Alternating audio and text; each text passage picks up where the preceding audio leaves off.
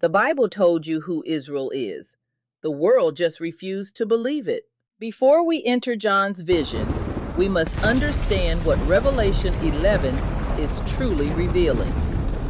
The prophecy of the two witnesses is not about two random prophets appearing in the streets.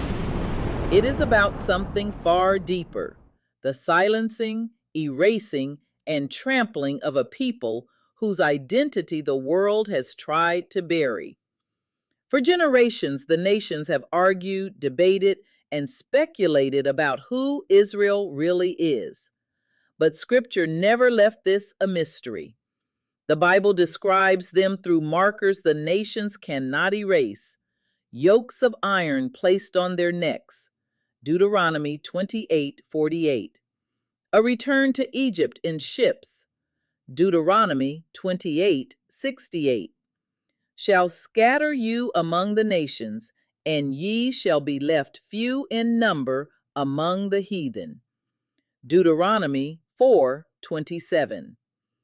Being a possession unto the residue of the heathen, Ezekiel 36:3. And being told, bow down that we may walk over you, Isaiah 51:23. These are not metaphors.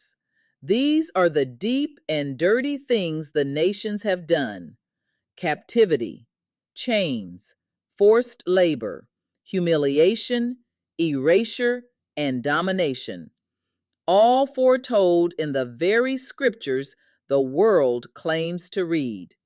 And Revelation 11 exposes this truth again.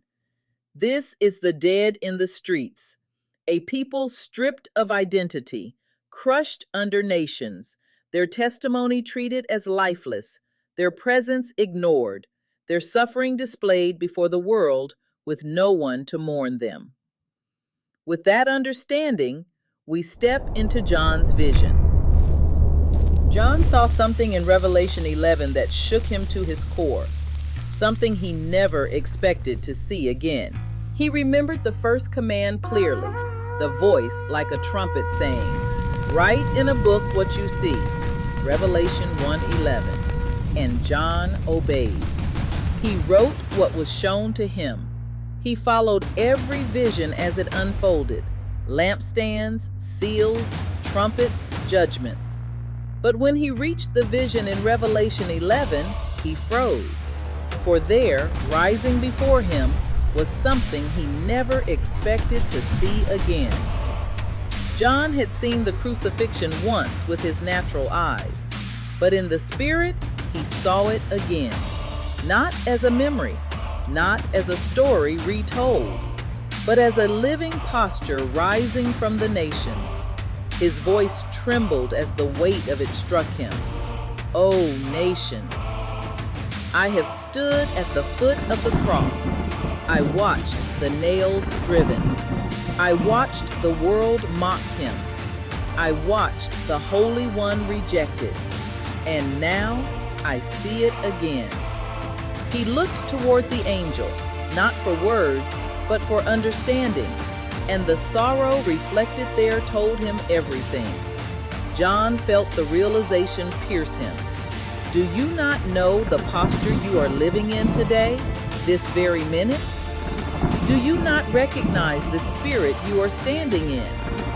You are living in the posture of Revelation 11:8, the great city, spiritually called Sodom and Egypt, where also our Messiah was crucified. John watched the vision widen before him, and what he saw was not merely history, but a world naked, defiant, wounded, and cruel. A holy people trampled, a holy city crushed beneath the weight of Babylon the Great. Revelation did not name the world's condition lightly. John could feel that truth pressing against his spirit as the scene unfolded. It called the world Sodom. It called the world Egypt. It called the world the place where their Messiah was crucified. These were not locations, they were verdicts. And as John looked, he understood why. Sodom, the world of defiance.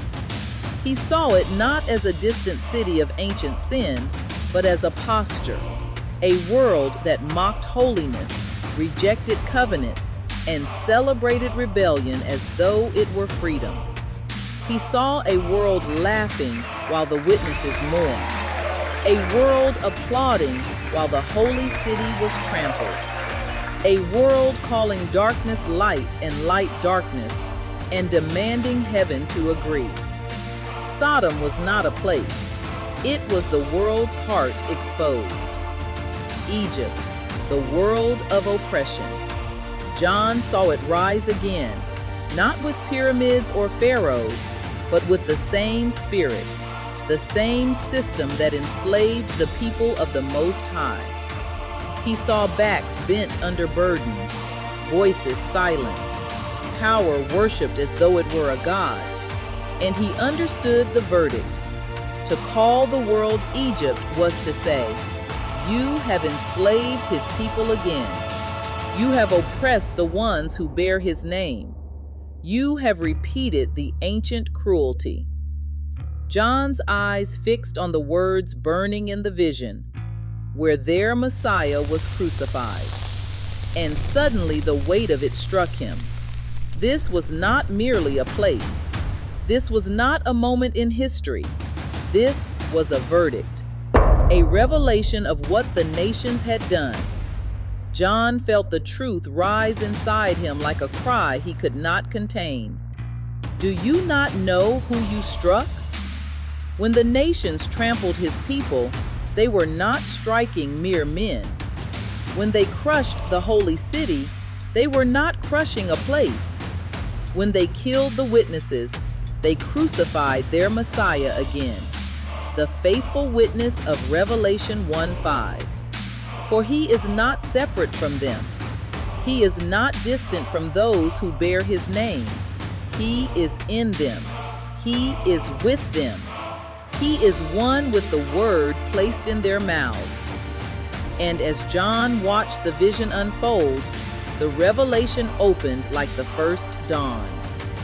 In the beginning was the Word, and the Word was with the Most High, and the Word was the Most High.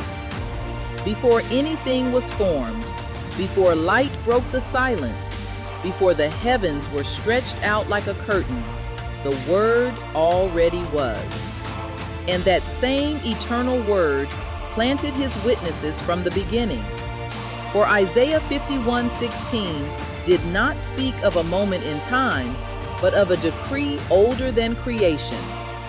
I have put my words in your mouth, and I have covered you in the shadow of my hand, that I may plant the heavens and lay the foundations of the earth, and say unto Zion, Thou art my people. This was no afterthought. This was the order of the Most High set before the world began. Before the heavens were planted, his word was already in his witnesses. Before the earth's foundations were laid, their assignment was sealed. Before Zion ever walked the earth, he had already declared, You are my people. That is why he could say to Jeremiah, Before I formed thee in the belly, I knew thee. Before thou camest forth from the womb, I sanctified thee. I ordained thee a prophet unto the nations. Because the pattern was already set, an order the nations would not accept, but the Spirit would fulfill. Not by might, nor by power, but by my Spirit. But now the warning stands, and it stands like fire on the horizon. Come out of the lie, for the lie is about to be judged. Come out of the delusion, for the delusion is about to be exposed. Come out of the deceit, for the deceit is about to be burned away. The time of pretending is over. The time of excuses is finished. The time of borrowed light has reached its end. For the one they pierced is rising to judge. The lamb they dismissed is standing as the lion. The witness they killed is returning as the king. And when he comes, he will not negotiate with darkness. He will not bargain with rebellion. He will not reason with the lie. He will destroy it. As always, watch and pray. Thanks for watching.